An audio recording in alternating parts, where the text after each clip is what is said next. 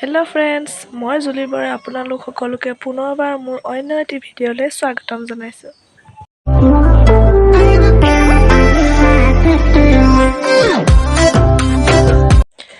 আজি মই বনাম মলাত দিয়া চিকেন আৰু এই ৰেচিপিটোত কি ইনগ্ৰিডিয়েণ্টছ মিলোৱা হয় আপোনালোকক দেখুৱাই যাম।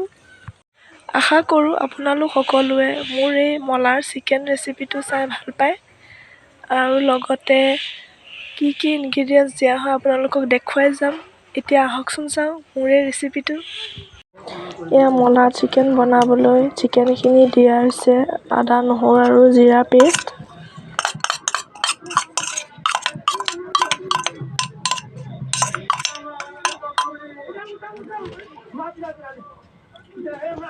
এতিয়া দিয়া হৈছে বিলাহী পেষ্ট। বিলাহী পেষ্টখিনি দিয়া হোৱাৰ পিছত ইয়াত মিলোৱা হ'ব কটা পিঁয়াজৰ টুকুৰা। ইয়াৰ পিঁয়াজখিনি দিয়া হ'ল। ইয়াত মিলোৱা হৈছে জলকীয়াৰ গুড়ি, নিমখ, হালধি,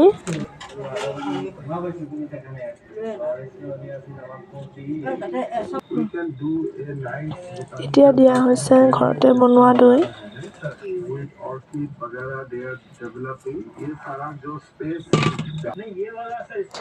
দৈখিনি দিয়াৰ পিছত এতিয়া দিয়া হৈছে মিঠাতেল।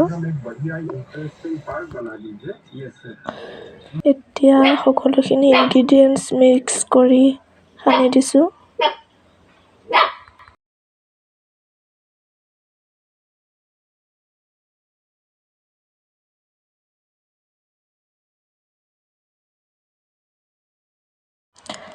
এতিয়া চিকেনখিনি ৰেডি হৈ গ'ল মলাত ভৰাবলৈ।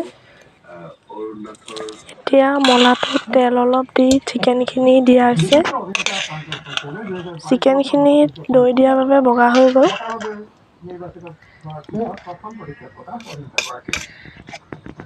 জানো প্ৰথমবাৰ বনোৱা হৈছে কেনেকুৱা হয়, বনাই হ'লে আপোনালোকক দেখুৱাম।